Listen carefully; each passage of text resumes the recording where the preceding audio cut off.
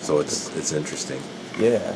Going from $100 million companies and to a $15 billion company that does an awful lot of volume. And just when we talk to vendors and stuff, you really get a feel for how different Meijer is. Everybody that we talk to that's a national company, they always tell us how much volume. It's just amazing how much a Meijer store does compared to everybody else. Yeah, it's kind of crazy to think about. Yeah. So I mentioned that trip to the DC. If that's ever something that you guys can get your hands on, I definitely look forward to that. It's nuts watching all the doors open up and just cases of products, getting pulled off the truck. Yeah. And basically they go right onto a conveyor, and there's miles of conveyor belt that they flow up. Some of the stuff stays there, but most of it goes right through, and then it cross docks, and so it goes right to an outbound store truck, and it gets loaded right up to completely packed full, and 2-3 trucks a day go to every store. That's crazy. Depending on the volume, and it's just every day. Next day they turn the lights on and do it all over. Start all over. So it's pretty interesting to see that much product, and you see diapers and pickles and baby food. Everything. I mean, everything you can think of in a grocery store, which I think we have right around 500,000 different items in our company. Each store carries about 250,000 different items on a given, because we have different size stores. Yeah. So the average is about 250,000 different items in a store. That's It's incredible. Yeah. We have about 7,500 active vendors. Okay. That's going to be a mix between our general merchandise, health and beauty care, and grocery. It's pretty evenly. We're about 65% grocery of our business, so we still grocery is the king of our store. So what are those other shops? They're like just smaller. We have. If you go to like the Cascade store, that's like our flagship store. Okay. So those are going to be around 200,000 square feet plus. Most of our new stores, we're going to a smaller footprint, all the way down to the newest of new stores. That's the small format stores that we're rolling out. A lot of them are in like Chicago, where space is very expensive. We're throwing out like 65,000 square foot stores, so significantly reducing the mix of products, getting rid of most of the general merchandise, carrying kind of the basic essentials, but just using a smaller footprint and a little bit more of an open floor plan. It's a little different look, kind of like a warehouse, like a Sam's or a Costco type feel to it, where you can kind of see across the store instead of getting buried by high shelves and aisles. So that's we have a big variety, I guess, in the size of stores based on the market. And moving towards those like smaller stores, do you think it's more difficult to like keep things stocked because you're limiting so much? I would storage space or everything. The stocking isn't the hard part. The hard part in those stores is the actual mix. And the big word, the localization. Basically, the ethnic makeup of the specific area. We have high Polish, high Hispanic, high African American, all within sometimes like miles from each other. And you really have to be that local. It makes that big of a difference. Really? I work a lot with like the international food vendors, and they have basically a different, we call it a planogram, which is like if you were to take a snapshot of all your shelves, think of the cereal aisle where you have Corn Flakes, Rice Krispies, Frosted Mini Wheats. We have so many shelf spaces. We call them facings. So you might have like 4 facings of Rice Krispies at one store and only 2 facings of Rice Krispies at another store. And so that's based on demographics more? Based on demographics. So the more specialized you get, the more difficult it becomes from a replenishment standpoint to do things that kind of go across the board, because every Yeah. store is like a unique store. Yeah, very So localized. as much as you can get custom, you also want to stay as standard as possible Yeah. too. So there's you know a lot of difficulties in then doing that type of thing. Okay. Yeah. And then if you're trying to make changes across the board, like if you're trying to change, you know, shelf types, you know, across 200 stores, which is where we're at right now, Okay.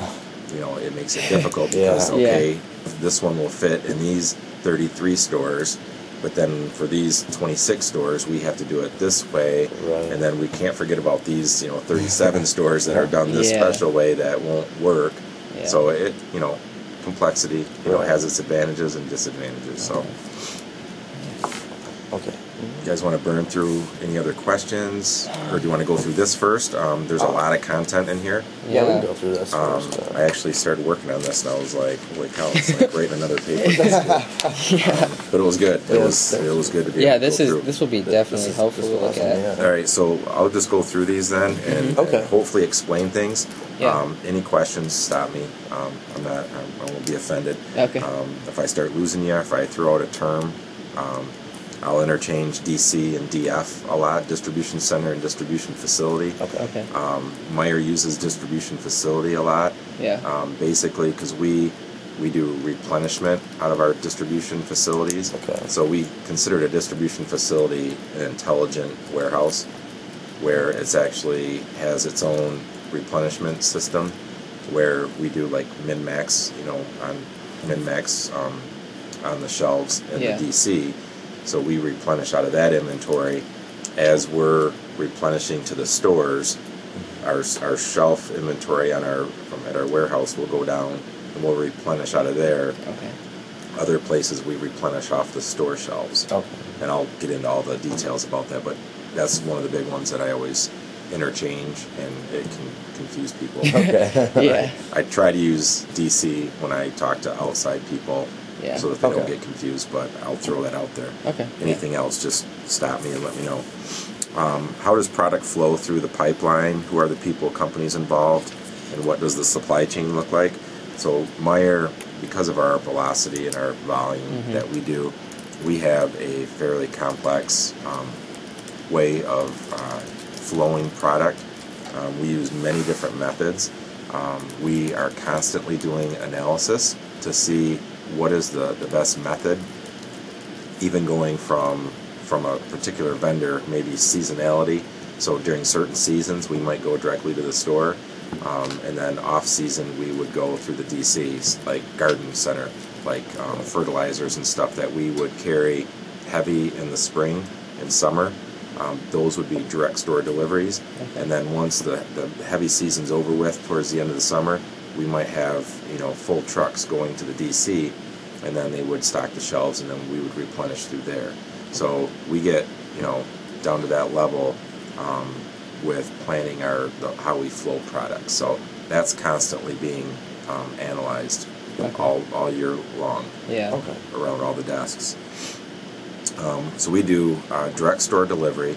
So a lot of the direct store delivery, if you think about, mostly is in the grocery area.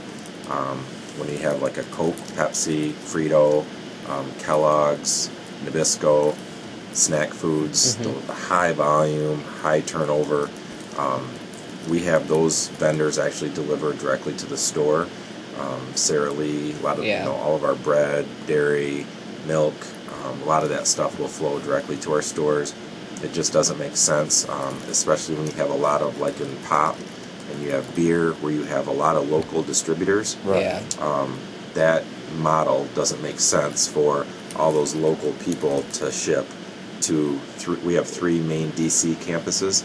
We're actually building a 4th one right now in southern Wisconsin. Oh. We're going to start growing kind of around Lake Michigan and up into Wisconsin and Minnesota. Okay. That's going to be our growth pattern. Yeah. And we're currently at, I said, 200 stores, and we're hoping to be at 275 stores in the next 10 years. Wow. So significant Yeah, that's pretty growth soon. for Meijer. Yeah. Yeah. For a 75-year-old company that had 200 stores to go into 10 years more of being, Yeah, that's you know, another 75. So aggressive growth, and that's why we're building a 4th campus. We have one in Tip City, Ohio, one in Newport, Michigan, and then our main one is in Lansing, Michigan. Yeah. okay. So direct store delivery. for those types of products, normally it's the vendor that will actually order the product. They will merchandise. So when you see the Frito person, the rep in the store, they'll have a handheld. Yeah. They'll actually Right. scan I've seen holes that. in the shelf. So they'll scan, and what they're doing is putting together tomorrow's order.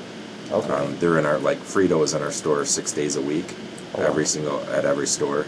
It's just high volume. Yeah. Coke and Pepsi and most of the beer distributors are usually in twice a week. So they'll come in on Tuesday, take a look at the shelves from the weekend and put their order together, and then that'll come in the next day. Then they'll come again on like Thursday for a Friday order to make sure our shelves are stocked for the weekends. Our obviously our biggest selling day is Saturday. Mm-hmm. Our second biggest day is Sunday, I believe that's the case. And then the rest, Friday, Monday. So Wednesdays are usually, Tuesdays and Wednesdays are usually our slowest days at our Okay. stores. Which, if once we get into the warehouse distribution model and how stuff flows through there, you'll see that we have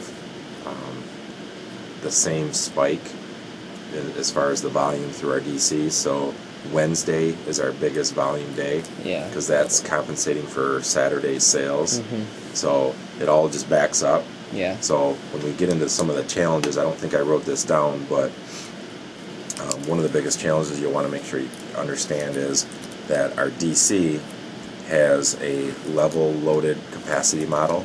In other words, they work 2 shifts, 6 days a week at the general merchandise buildings, Mm-hmm. and 5 days a week at the general merchandise and 6 days a week at any of the frozen, the refrigerated, or the dry grocery buildings. So we're shut down 1 day a week, at least at all the buildings, and 2 Okay. days for the general merchandise. Okay. So with a level capacity model, obviously our volume is not level. Yeah. So there's a lot of compensation for that, where we have to actually flex certain orders to be able to be received later in the week Yeah. than planned. Yeah. So our planning, our due dates on our purchase order doesn't reflect our capacity Yeah. at the DC. So there's a disconnect there, and so we have to manually manipulate the arrival dates of those POs Okay. a little bit. Yeah. And then the other thing that I didn't really get into in this is Meijer is heavily, our sales get generated from our ads. It's a huge part of our business. I mean, Yeah. you look at Pepsi and Coke, and they'll flip-flop every other week to what's on sale. Yeah. It's a game, but people like playing the game. So if Yeah. they like playing the game, we're here for the customer. Yeah. So our ads always break on Sundays. So that's when the new ad will start on Sunday, and it'll go through till Saturday. So Saturday, you'll see a lot of stuff that was on ad that week is gone. Yeah. We try to plan it so that we sell the last item, Saturday night at 11 o'clock, and then Sunday morning, the new ad It's a new one. will break, and the new products will be put on the end caps and all the different center aisle locations. We have all these, strategically placed spots on the floor for ad inventory. That stuff is planned out through the whole year. Really? Like it's like 3-4 months ahead of time, Okay. where they're really looking at what items are going to get that space Yeah. based on the deals that the buyers are able to work out with the vendors. It's a big game. I mean, Yeah. they want the premier space, Definitely. but we make them pay for it, right? Yeah. So we have, we make them give us allowances so that we're not losing that money. Yeah.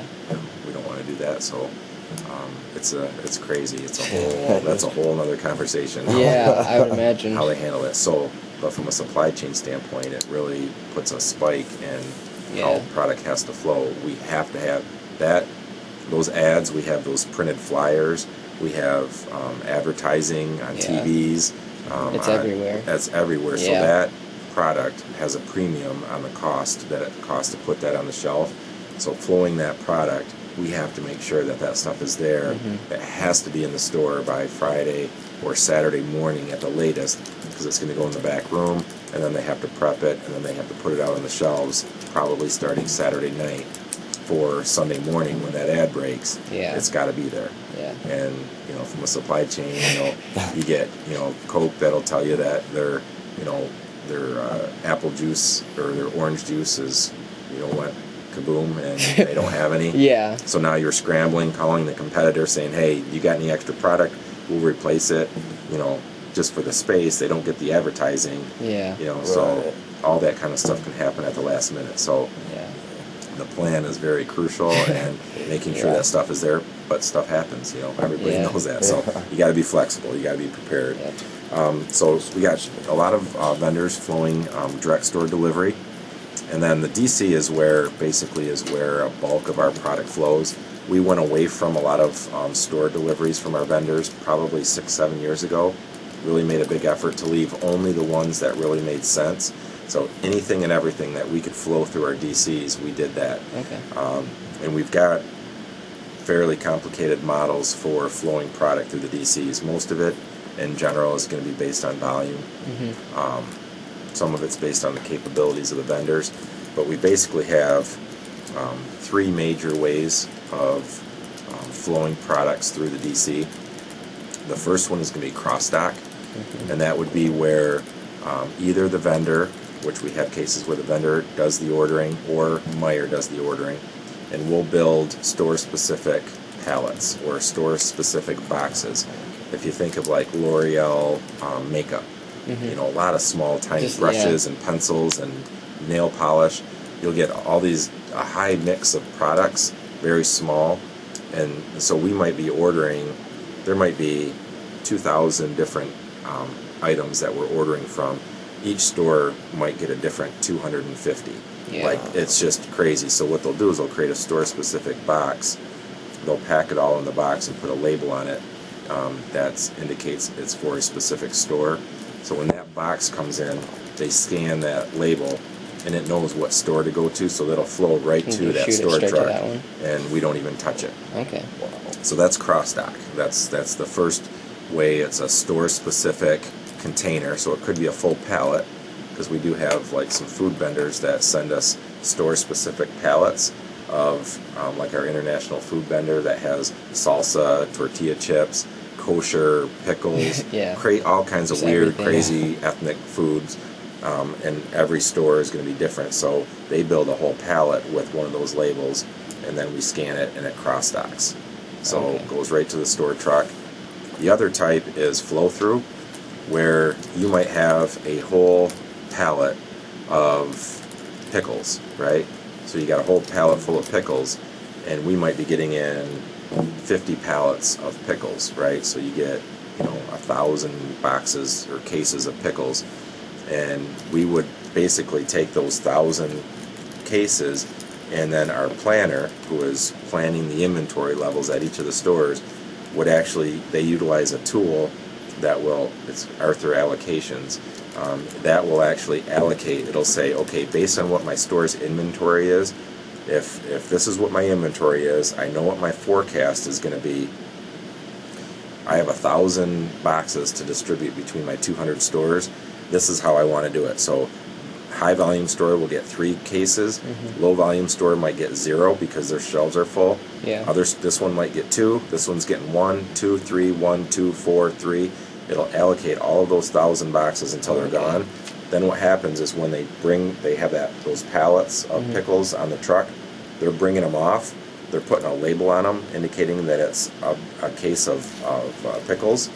And then what it'll do is when it scans it, it knows what stores, based on the allocations, are getting. So it'll send it directly to that store, because it goes up the conveyor, and there's actually chutes, one chute for every store that's getting loaded. So it knows exactly where to send that box. And if you look at it, I mean, these boxes are going crazy. I don't know how many, 60 feet per second or something like that. It's just flying through. So that's the flow through. Now we also have slotted inventory, where this would be slower moving stuff, not quite high velocity. So slotted would be, you got, let's do the pickles again, so you get 10 pallets of pickles. Those pallets are going to go directly to the shelf and get stored, right? They're going to take a high load, they're going to put it on the shelf, and they're going to walk away. Then there's going to be, when replenishment runs every night, to see what stores need what product, then, you know, store 50 says it needs 2 cases of pickles. Someone's going to go and actually pull that pallet down, pull 2 boxes off onto a cart, and take those cases off of the shelf from inventory that's actually sitting there. Normally that's the slower moving. Is this, so this would be like more physical handling, like personnel handling, as opposed to like a conveyor belt system? You go to the DC and you're going to see hundreds of high-lows zipping around the floor. All over the place, and it's going to be a combination of things, but a lot of it is going to be people going to the slotted inventory and pulling off onesies and twosies and building basically a store pallet. Then they're going to go over to that store truck and unload that onto the conveyor. And then they floor load the trucks, so there's no pallets on the store trucks. They're completely full of stuff from top to bottom. Harmful, you know, Clorox bleach on the bottom and food items on the top, so nothing bleeds. So those are the 3 main types of ways that we flow product. And then we also have a combo where we might get a load of pickles in, and we might take, if we get 10 pallets, maybe the first 3 pallets are going to get slotted, because that's where the stores are going to pull from once they run out of what they're getting today, and then the rest of it's going to be pre-allocated, and that's going to flow through the DC. So one truck might have part of its inventory set up on the shelf, the rest of it's going to go to the store directly. Then once the stores start running out of that product, they'll start pulling from that slotted product.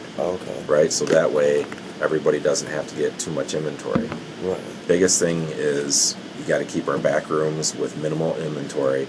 We want all of our inventory on the shelf in front of the customer. Once that back room gets too full, it gets hard to find things, and then you start panicking and start reordering, and that's when things go bad. You don't want that to happen, so you got to keep it simple in the back room so it's manageable. Makes sense? Okay, any questions on flowing products? So direct store delivery, and then the DCs, a few different methods there. Make sense? Makes sense. Yeah, that does make sense. All right, so how does supply chain management fit into Meijers' overall strategy? And then do you think supply chain management makes a difference? Of course we make a difference. That's why I get paid once a week. So one of the biggest thing is the product flow path. So again, constant analysis. We have a supply chain planning department in our supply chain area. They do nothing but plan the flow of product from vendor to Meijer shelf.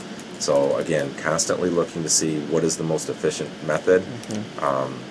It's based on, you know, technology. What are the vendor's capabilities?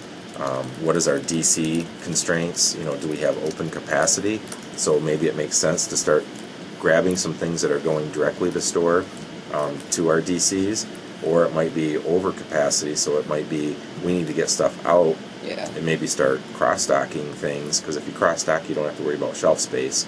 So it's always looking at all the factors and seeing what is the most value that we can get from flowing products from vendor to shelf. Okay. Velocity, you know, we've played around with. So our buildings, most of our buildings today are product specific. Obviously, the frozen can handle one type of product, frozen. Refrigerated, dairy, cream cheese, that kind of stuff. It's going to be refrigerated product. We're not going to store, coats and hats and mittens in a place like that. It's too expensive, right? So some of those are easy decisions. The grocery is where, and the general merchandise is where it gets a little more flexible.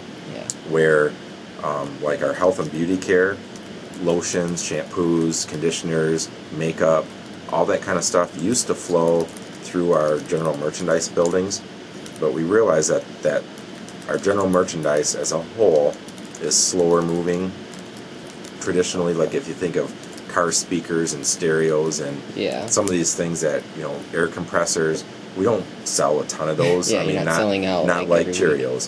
Definitely a different model. So the general merchandise has typically been slower moving stuff, but obviously with some general merchandise you're going to have high moving things like makeup, health and beauty care items. So we started bringing those items over into our in our grocery buildings, because our grocery buildings, our grocery food items get serviced to our stores 6 days a week. So 6 days a week, our stores will get a delivery, at least one delivery. A delivery is a full truck. Some get 3, 4, depending on the time of the year, the day of the week. Grocery does 6 days a week. General merchandise only does 5 days a week. So when you have higher velocity items, you want to move those out of the 5-day-a-week delivery to 6 days a week. So what you can do then is lower your inventory and increase the frequency of deliveries from the vendor, right? So and when you have this much volume, little decisions like that have a huge impact. That pays off a ton, yeah. Does that make sense? Yeah, definitely. So then obviously I got kind of into the product type. So the frozen, not a whole lot of leeway there. Refrigerated, not a whole lot of leeway. Really, it's in the general merchandise and dry grocery. Yeah. We've also looked at taking our our slow-moving items, so things that sit on the shelf for a long time. We actually push those all down to one DC, so that we have slow-moving stuff coming more frequently. From, instead of that vendor delivering to 3 different buildings and that stuff sitting forever, they're delivering more frequently with less products to one DC, and then we just shuttle from that DC to the other 2, and then shuttle to the stores from there. So we do a lot of shuttling, and I didn't mention that in here, where we'll actually deliver products to one DC, full trucks of one product, and then that stuff will get shuttled to another DC and then get put on a truck to a store. So each of our DCs only services particular stores. Okay. Oh. That makes sense.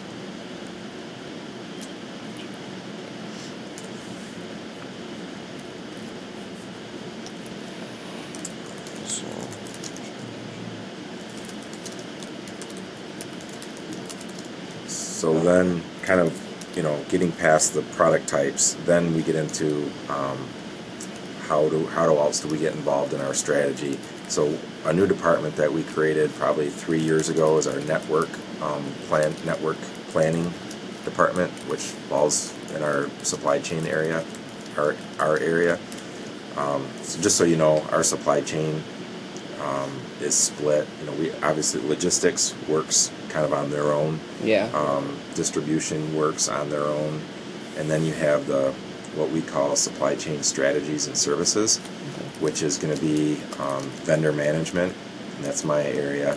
So that's going to be all the EDI, which you guys are familiar with that. Yeah. So our whole EDI department, we monitor all the EDI transactions, the invoices, the purchase orders, the advanced shipping notifications, everything that has to do with EDI we monitor. And then we onboard the vendors, so we actually get their address and the contact information. We get them set up in our system. We get them in touch with all the right people, so that when they're going to start doing business with Meijer, they know how to do that. Yeah. We handle the vendor portal, so we have a portal that has probably 30 different applications on it, all the way from payment, filing claims when they say they delivered 100 and we said we received 90. They have to file a claim, and then they go back and forth. So we have all those applications on our portal, all of our dashboards, metrics, things like that. We house all the reporting and make sure that it's operating and that the right reporting is out there. We go to the business and ask them what they need for their vendors to best do business with Meijer, and then we get it developed and get it put out there. So that's vendor management. Then we also have the supply chain planning department, which they're the product flow people. So we have about 95 different buying areas at Meijer. So every buying area is basically a different business. You have men's fashion, you have women's fashion, you have baby, you have shoes, you have hair care, you have health and beauty care, you have all the different categories within a Meijer store. You have a buying area and like a 4-person core team. That's the merch associate, which is the person entering in all the products. You have the inventory control analyst. That's actually cutting all the POs. Okay. So they handle all the POs, making sure there's POs don't get closed, and working with the DCs to make sure things get received right. Yeah. Then you have the planner, who is the person with the dollars, and they know what their budgets are, and then they are the ones that are looking across the 200 stores, making sure that whatever inventory they have available is going to the right spot. Because the worst thing you want to do is run out your high volume store and have a ton of that inventory sitting at your dead store, sitting there. You want to get that. So, I mean, there's constant activity monitoring where inventory is. And then you have your buyer, who's negotiating the contracts and the pricing and working out the deals, when stuff's going to go on sale. And then that person works hand in hand with a merch manager, who's kind of deciding like what's the best product mix, what's our strategy for how we want to handle our shelf space over the next 6 months, those kind of things. So they all work as a team. So you have like 95 different buying area or business areas, all kind of working on their own, taking care of their shelf space as best as possible. Yeah, and then how do you think you tie that in together to like put a whole store together like that? Like so then the last piece, so you have your vendor management, your supply chain planning, which is the flow. Then you have your network planning, which is your buildings. So they're the ones that are looking at your different DCs, how many DCs you have. They're also looking at the current capacity, what inventory levels are being stored there. What does the forecast look like? So they've been very helpful at predicting when buildings are going to blow up, and they do, and it's plus or minus like 5%. Really? Like they're really good at seeing how much stuff is there, and when things are going to fall apart. So they've actually been able to make decisions like during holidays, like between like the 10th of November and Christmas, we make about 65% of our profits for the year. Wow. Yeah. So that time of the year, you don't make any IT changes. You don't do anything except make sure that product is on the shelves, because that's your time. So between those dates, they actually went to 6 or 7 days a week for the grocery areas, servicing the stores from the DCs to the store. So decisions like that have really helped. Being able to have that analysis ability. It's also been able to predict when our frozen warehouse space is most critical.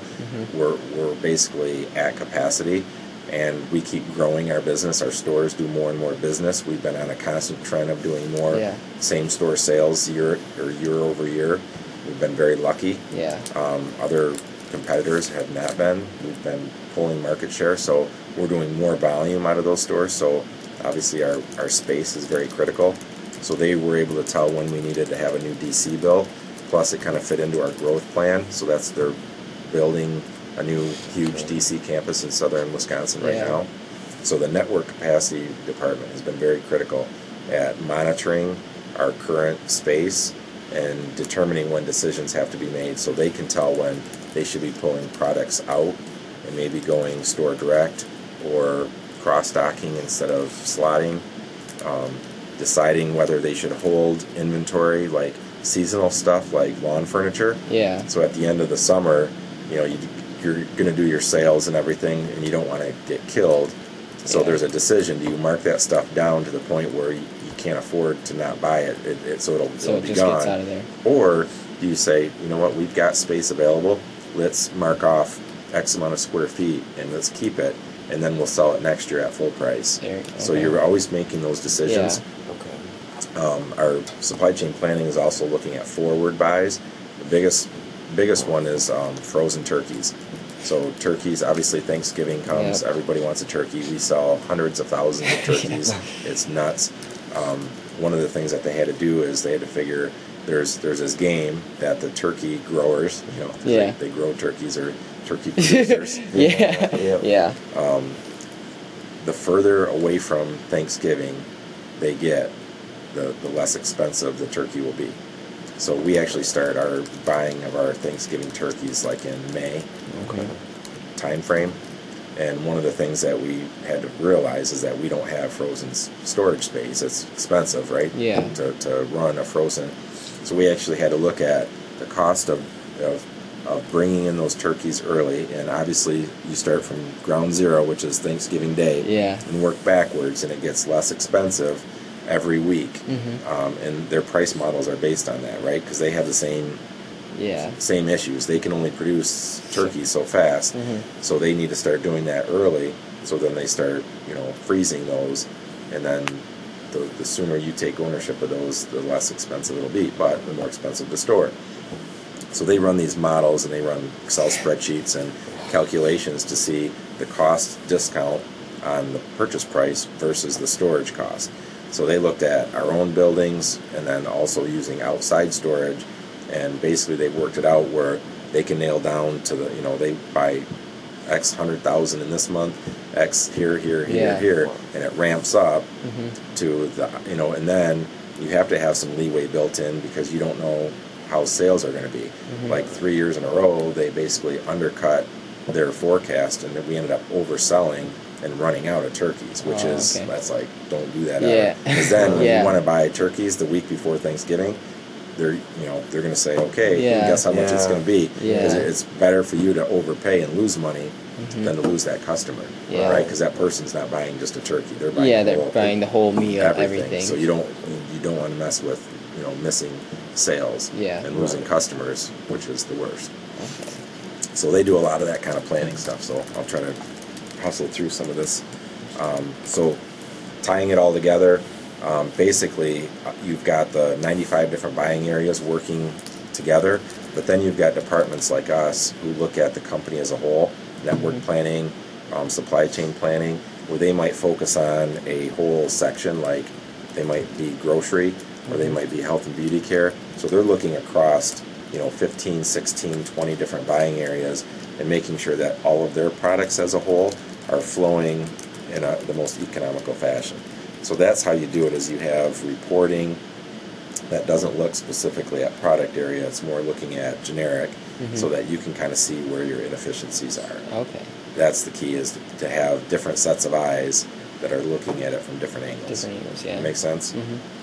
All right. So that's kind of how we fit in and what kind of value we bring.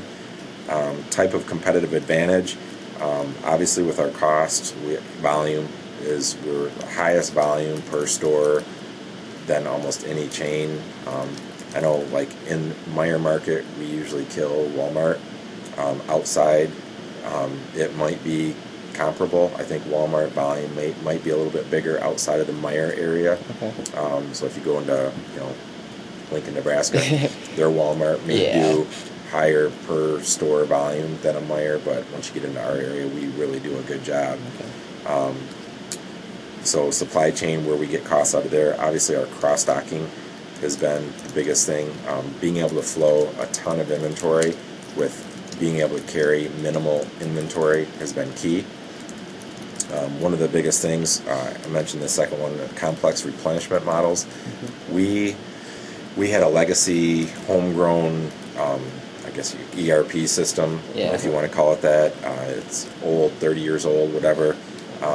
We bought JDA software, and we tried to implement the JDA inventory planning module, and it completely blew up.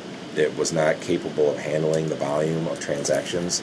So what we had to do is, in emergency, we went to a company called Manugistics, and we said, here's our deal.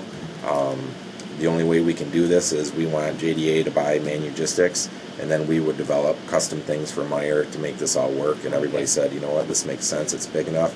Plus, once they're done, they'll have a repeatable model that JDA can go off and sell as a package. So we were like the first JDA Manugistics joint implementation. So kind of a big deal. We're that big of a player, I guess, in the market to be able to do specialize things like from that. Yeah. So that's been able. We've been able to do some pretty unique things. Obviously, with our complex replenishment model, we really need that flexibility. So really being able to flow inventory and be able to analyze your existing book of products constantly, and being able to make changes on the fly to cross-stock or to slot or to flow through or to go direct store. Being able to analyze and be able to make changes to that rapidly has been very important to us, because obviously when you go to change over 3,000-4,000 products, how you do that is a big deal. It could take a buying area weeks to make those adjustments, Yeah. or it could take seconds if you are technologically enabled to do so. So that's been very important. The other one is the vertical integration. This has been a big thing. Our developing our own internal manufacturing capabilities. So we've got Purple Cow Creamery. We bought Behrman's Dairy over in Holland. Oh, it did. Okay. So that dairy was big enough to support almost all of our Michigan stores. So basically what that did is that basically pushed Dean's Dairy out of Meijer, which was a big deal. I mean, they were a long time vendor of ours.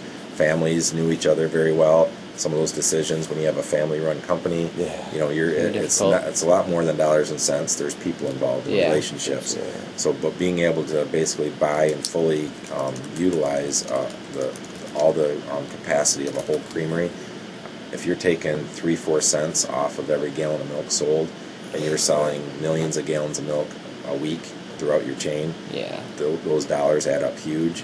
So we're really looking at getting more vertically integrated, where we're buying creameries. You know, we've increased our central kitchen, so our baked breads that we make millions of balls of dough, and we pre-bake them, and then they get delivered to our stores, and they finish them off in the bakeries. So you can actually buy warm bread right from our store. Not all of it's actually made at the bakery. So we have this huge piece of equipment that mixes all this stuff together and turns out these balls of dough, turns out pucks of cookies, so we can make warm cookies in our stores. Those frozen pucks get made at the bakery. It chunks them out, you know, hundreds and thousands at a time. So taking advantage of those types of manufacturing capabilities, central kitchens, fresh assembly. So if you go into our gas stations or our stores, you know, cut carrots and celery, prepackaged hard-boiled eggs, salads, subs, sandwiches, all that kind of stuff that gets made daily. Having a central kitchen, we used to buy that stuff from vendors and paying the markup. You know, they're making 10% on that stuff, 20% sometimes. So being able to take that and just cut that extra profit margin and keep that for ourselves, been huge. Nut roasting and packing. In Granville, we bought a building and put in a nut roasting piece of equipment. You know, obviously $1 million piece of machinery that flows cashews and almonds and peanuts. So we're able to boil that stuff in oil and roast that stuff from raw stock, and then package it into individual cartons. So if you go into our bulk area, 2 years ago you'd have seen a whole bunch of bulk bins and a bunch of scoopies and bags, and it'd be a lot of this. Now it's all prepackaged in like quarter pound, half pound, full pound, 2 pound, whatever makes sense for that product. We've had a couple different sizes of every different product, and we're flowing a lot of that into our packing. So we bought all this packaging equipment. So you throw pretzel mix or trail mix or Brock's candies or whatever it is, you dump it into these bins, and you have these bubble packs, blister packs, and it just turns them out one after another. So that's a huge thing, cutting costs out of our products. Value, aggressive pricing strategies. Obviously, we've been, you know, that goes back and forth, whether you have, you know, you have high prices and your high value, or you cut your prices trying to get more customers in. Do you have everyday low prices, which is another strategy, or do you have drop prices where, you know, this item is on sale for the next 2 weeks, then what's on sale, you know, from the flyer. So all these different pricing strategies, we constantly play with those things, always looking at what the competition is doing. If Walmart does it, we do it. If Target does it, we do it. If Home Depot does it, we do it. You know, we have to keep looking, and that's what every buying area's job is, to constantly look at what our competition is doing, how we're doing in our market. Are we gaining market share, losing market share? Where's our pricing? Are we competitive? Always playing with that, so that's a big deal. Product mix, constantly looking at what products. Do we have a low level, mid level, and a high level? Do we have more mid and high level depending on where we want to play in that space? Or are we discount? You know, do we want to have the cheapest thing out there so that we're cost competitive with anybody? You know, constantly playing with that. Always looking at our profitability and our growth. Always wanting to make sure that bottom line, we're making money, but our customers have to be happy in the process. And then Meijer brand products, that's a big thing. A couple years ago we had 4,000 or 5,000 Meijer branded items. Now we're like 32, 35,000 different Meijer brand items in our stores. Yeah. Wow. So a lot of those, similar, same companies that are making the national brands, same equipment, different label. We're able to get away with that. We don't have to advertise all that stuff, so we're able to cut it. That's been a very, very profitable thing for us. Yeah. So driving that through Meijer brand. How does that work with like the competitors, like Coca-Cola versus like the Meijer brand? How are the relations there? Like, So in that case, I think we've got 7-Up in Holland. I think actually makes our Meijer branded colas and root beers and all that stuff. They get it. They understand that it's a strategy. So as long as we're not, so if we're outselling their products, it's their choice to do something about it, right? So we're going to give more space to the Meijer brand if we see that because of the price difference that and the quality, the value that the customer sees. If they deem that our products are equal or better at a better price and we're selling, we're going to create more space for our product, because we definitely don't want to have our shelves full of Coke when we're empty, because people like our stuff. We're gonna compete. Yeah, and, definitely. I mean, if that answers your question, that definitely does. It's fair game once you get into our stores. How it works. Yeah. So then it's up to the obviously the vendor's got a couple choices, right? Make a better product, or cut their costs. Yeah. And if they can cut their costs, so if someone's getting a national brand at the same price as a private brand, they might go with a national brand because it's maybe more trusted or whatever. Yeah. So it's a game, and we're willing to play. Okay. And that's when it comes down to it. It's competition. Yeah. Which is good. I mean, we're open to that. Technology. I talked about Manugistics, reorder points, order groups, and lane groups. Order groups would be what products. So when Manugistics is going to create a PO, we can assign products to an order group. So these are all the products that are going to get put on this PO. So it might be most of the time it's with a vendor. Obviously, each vendor has its own PO, but that vendor might cross several different categories, like craft. Craft covers probably 35 different buying areas in our company. So you can actually assign different types of products as long as it's coming from the same place. So we can play around with the efficiency of how POs get created. We can also play around with lane groups, which say, I want to assign these vendors to this lane group because I know geographically they're in a similar location. Because every time I cut a PO, it's like 1/10 of a truckload. But I might have 15 vendors on this lane group. So what it's going to do is it's going to create POs to the point where it can combine all of these POs into a full truck. Okay. So it's having our system build full trucks. Yeah. Right? As opposed to a bunch of individual trucks, and then those vendors don't know each other exist. So they're going to ship partial trucks, LTL freight. You don't need to get into that. You guys understand that one? Yeah. Full trucks are the best way to do it. So if you can do it with as little inventory as possible from as many different vendors as you can, that's the most effective, right? Because then you can get daily trucks of a lot of different products from a bunch of different vendors, as opposed to one full truck every 6 days from each one of those, causing your inventory spikes to go way up and down. You'd rather have your inventory go like this than like this, right? You don't want those big fluctuations. You want to keep it real level loaded as much as possible. Yeah. Okay. The RAT tool, which is a homemade tool, and that's basically a reorder point optimization tool.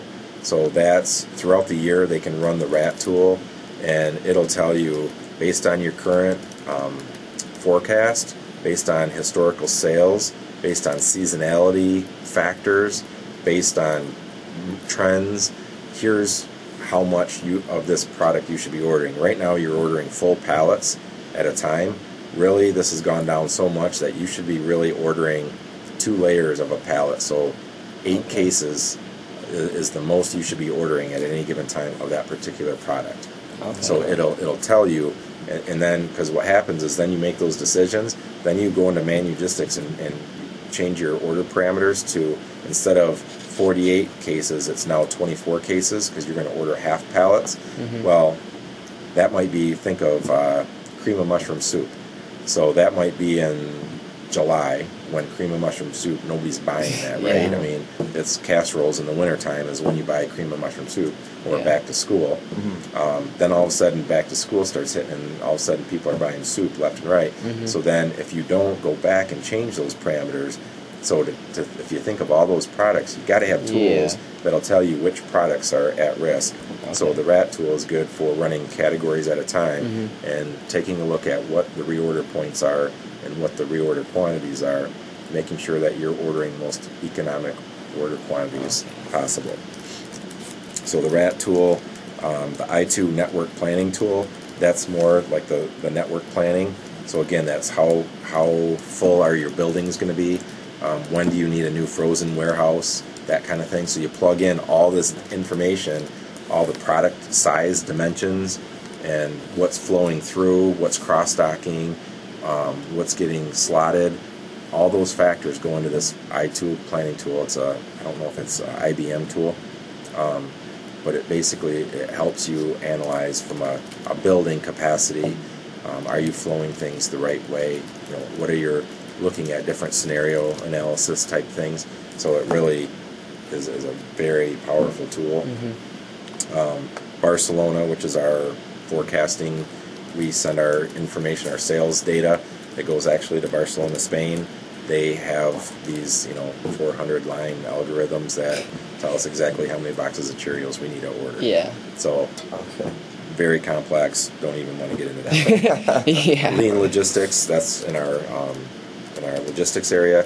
That is a software package that we buy that helps optimize freight. So instead of manugistics, right? So we do what we can out of manugistics with our lane groups. Then once we get into all those individual orders, then we can start looking at true freight optimization, where we can say, this geographic region, we have these 5 orders that should go fit together. So we'll actually go and bid that pickup to our carriers that are on our preferred carrier list, and then whoever wins that bid will then go and pick up those 5 orders and deliver them to our DC. So that's constantly assessing all the active POs and how we can consolidate those into as many full trucks as possible. Because we don't want partial trucks come to a mile. We have too much volume for that. So really, 99% of our trucks need to be full. Very rarely should we have a partial truck. So those are the types of technology tools. Relationships that we have with our customers and suppliers. Basically, we have a mandate that every business decision we make has to have the customer involved. What's the impact to the store shelves? How is our 46-year-old lady with 3 kids or 2.4 kids?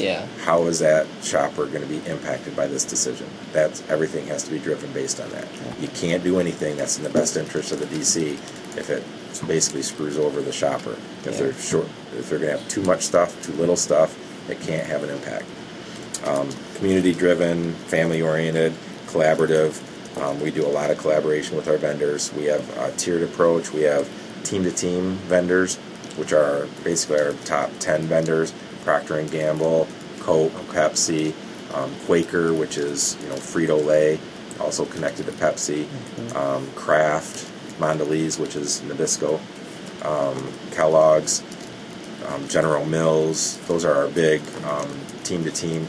We have quarterly meetings from just a supply chain standpoint with those guys, and we get into how can we do things better, scrubbing every nook and cranny for opportunities where we can do things better than the way we're doing them today. Really beneficial. We have our best supply chain people. They have their national VPs of supply chain that are involved in these discussions, all the way down to the worker bees, who are really helping implement some of these cost preventative solutions, talking about supply chain challenges, really effective. Then beyond that, we have JBP, Joint Business Planning vendors, about 30 of those, which are our next tier. Those are vendors that we basically give financial and sales growth goals to, and then they go in on a period-by-period basis and look to see how they're doing compared to those goals that are set by each business area at the beginning of the year. So each of those vendors has, target profit, sales growth, market share, all that kind of growth goals, and then they have to do what they can, which is product mix, which is pricing, which is ad, strategies, all that kind of stuff goes into play, and how they grow the business, product offerings, all kinds of things. And so does information flow like very freely between all those companies then? Yep, there's active reporting where the goals are set, and then they come into our system and can actually run reports that will measure where they're at compared to their goals. Okay. So it's pretty nice system. Yeah. Again, when you get through our first top 50 vendors, you're talking probably 60% of our sales. Okay. So a big share comes out of those big guys. Yeah. Wow. How does Meijer manage its inventory levels? Is there any collaboration with customers on the inventory level management? So we have our planogram, which is basically our blueprint of our store, how many facings of every UPC or every product that. So Cheerios is going to get 4 facings, and each facing is going to be 8 deep, and then there's going to be an end cap that's always going to have so it's basically how many units are going to be kept at each store. And so each store will be a little different, right, based on volume, how many facings, based on, central, what's the diversity, ethnic diversity of that area compared to the product mix. So we have our planogram, which we carry a balance on hand for all of our products, except for the ones that are vendor managed inventory. Like the Coke and Pepsis, we keep a balance on hand, but it's kind of a loose for kind of a costing. We don't really we don't drive any orders off of it. It's our vendors that are placing those orders, so it's not quite tracked as close as some of the other stuff we actually run. Our replenishment is based off of our inventory on our shelf. Okay.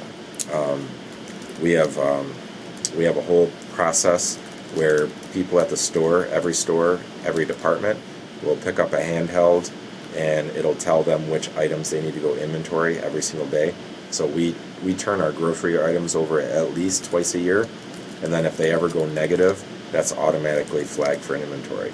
So we're constantly updating and making adjustments to our inventories based on theft, inaccurate receiving, damage that doesn't get reported, all kinds of things are reasons why our inventory isn't working. Or we have the wrong UPC, so they go to scan it at the register. They don't recognize it, so they just do a key level sale where instead of UPC 1, 2, 3, this is key, key 1, which is grocery. We're just gonna award key 1 a sale of we don't know what, but it's $3. Okay. So that kind of stuff. Obviously, with the budgets, making sure that your inventory levels, you have a plan of what you're going to keep on your shelves at each store, because you're allowed so much money to spend across your stores for your inventory. So it's kind of looking at from a financial plus an actual balance on hand point of view. Both ways we keep track of our inventories. And then also, obviously, our store team leads, like every department has a team lead. They'll constantly be monitoring the shelves. Hey, our shelves are bare in dog food, or chocolate milk is running really low. Is some on the way? They're constantly interacting with the buying areas, sending notes and emails, store specific, making sure that product is flowing. So there's a lot of eyes that are on the shelves. That's the key. What types of metrics? The biggest one probably is fill rate. When we order 100, we expect 100 to be delivered. We don't want 105. We don't want 95. We want 100. Exactly what you want. Fill rate in the high 90s, 98, 99. That's what we expect. We need exactly, because we put all this money into the planning tools. We want to make sure we're getting what we're planning, right? Otherwise, it throws everything off. On-time delivery and in-stock. Obviously, on-time delivery, we want stuff when we want it. We have very little tolerance because of the low inventory levels we keep. We can't have stuff showing up 5-6 days early or 5-6 days late. It's got to be there when we want it. And then in stock, we currently do 1s and 0s, which is basically it's either in stock or we don't have any. If it's in stock, it's 100%. If it's out of stock, it's 0. We're going away from that. We want to look at 4 facings of Rice Krispies, 10 deep, so we have 40 units. So we want at least a minimum of 3 deep on 4 facings, so 12 is our minimum.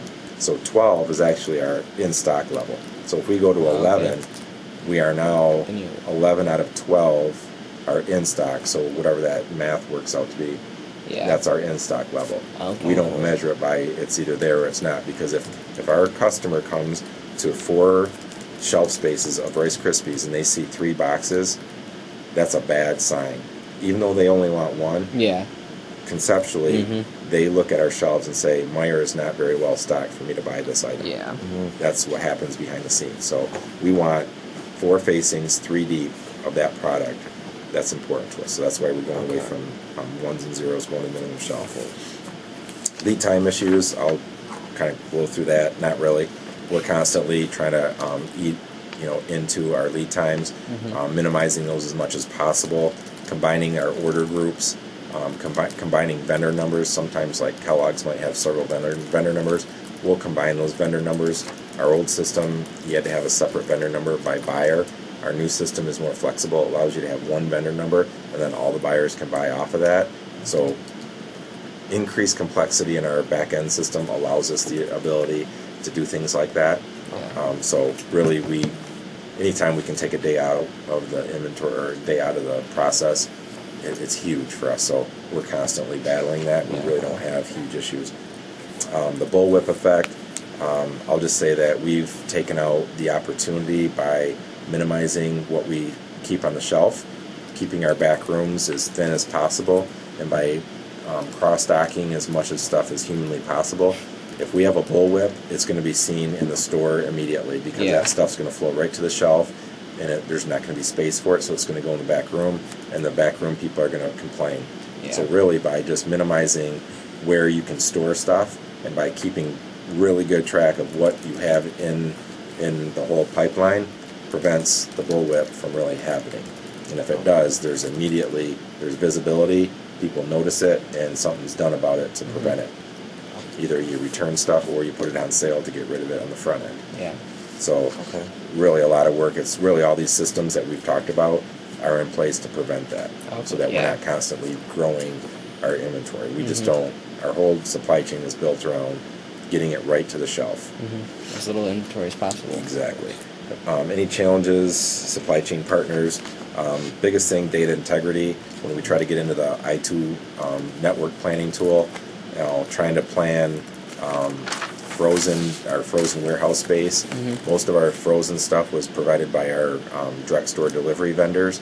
We never really had to worry about how big a case pack of ice cream was, but all of a sudden when we want to start planning our space, we didn't have those dimensions, so we had to go and actually start measuring frozen boxes of ice cream. So it's the availability and the accuracy of data is huge. I mean, because now we're really looking at things at a bigger scale than 30 years ago.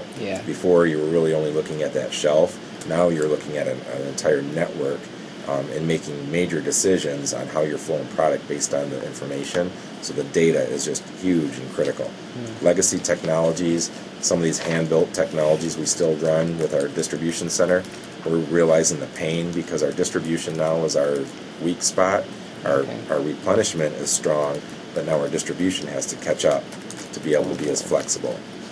So old technologies, outdated thought processes.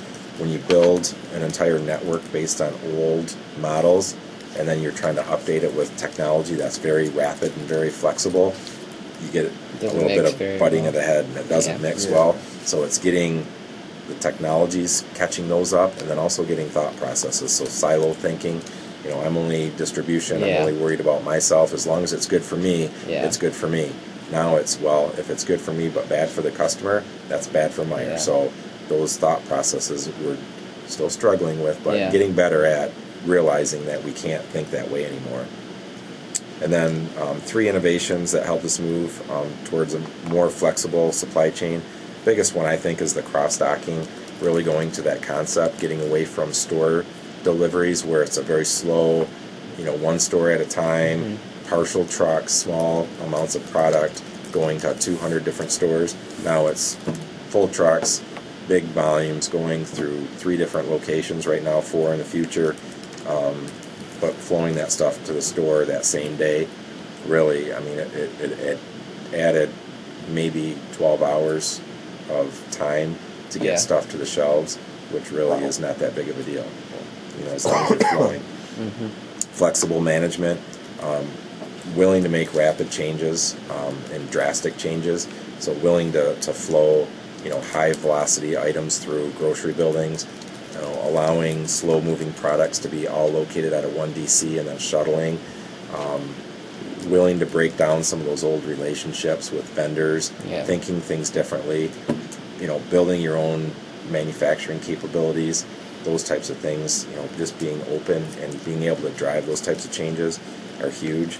And then the network planning, building constraints, having the visibility to major things like that, where in the past it would be, hey, our building, we got 45 trucks of stuff out in the yard we can't do anything with, so you're just going to have to wait for your product. I mean, 5 years ago, that's the way we used to deal with buildings that got overcapacitated. We didn't have the visibility, we didn't have the analytical tools, anything like that to be able to predict when it was going to happen, let alone know what to do once it did. It was basically work through it, figure it out, store stuff, and store stuff off to the side that's not going to move, or that's like low margin stuff. So we're going to run the stores out of our low margin stuff. But I mean, that's no way to run a business, right? So being able to prevent that kind of stuff. And I already talked, about some of the vertical integration stuff. Gas station distribution. We had S. Abrahams and Sons was a big vendor of ours, making a decision. They were a vendor of ours forever, doing all the gas station little trinkets and snacks. And daily deliveries to all of our gas stations. Did a very good job, but they took margin. Whatever that margin was, they kept, and we saw it as an opportunity, so we bought direct from all those vendors. And we actually had store-specific pallets built by each of those vendors. And so we just flowed and consolidated that stuff at the DCs and flowed it right to our, so looking at different ways of flowing product, buying it direct. Dean's with all the ice cream, they used to buy from like 15 different ice cream manufacturers to distribute their products to us. And then we said we can do that. So we cleaned out our frozen distribution centers, had that stuff shipped direct, cross-docked it right to our stores. It's all profit. It's all... Everything but we're talking about a company that operates on a 1.5% to 2% profit margin. But with that much volume, tiny decisions, you got to have tons of those to make an impact. Definitely, Otherwise, that's why people fail, is because they can't handle that much, that many decisions and be that refined in their thought process. And 20 years from now, the way we're thinking today is going to be really bad. So you gotta it's always evolving. Gotta keep looking. That's why supply chain is so huge. That's why it's such a high growing field. Is because it's like the last frontier. You can't go to your manufacturer and say you got to cut 10% of your costs out of that. I mean, their materials are already down, the manufacturing process is down. They're already shipping it to China and making it as cheap as humanly possible. Now it's going to India, then next to Africa, wherever it's going. You can only do that so much before it's like, okay, there's nothing we can do. Now it's back to the United States, because now we're keeping our own people employed. So it's just constant. So this is the biggest opportunity. Continue to look for, and it's getting more and more refined. So it used to be get all these direct store deliveries over to the warehouse. Now it's it's breaking it up into smaller chunks and say, take this group of items and flow it this way, this group flow it this way. I mean, it's really getting refined, getting more seasonal. So we're analyzing this stuff not on an annual basis, but on a quarterly basis or a monthly basis. Really constantly re-looking at things and then making changes based on all that information. That's why the data has got to be it's got to be accurate. So I just talked a lot. Thank you. I appreciate it. No problem. That was any questions? Very informative. We covered it very well.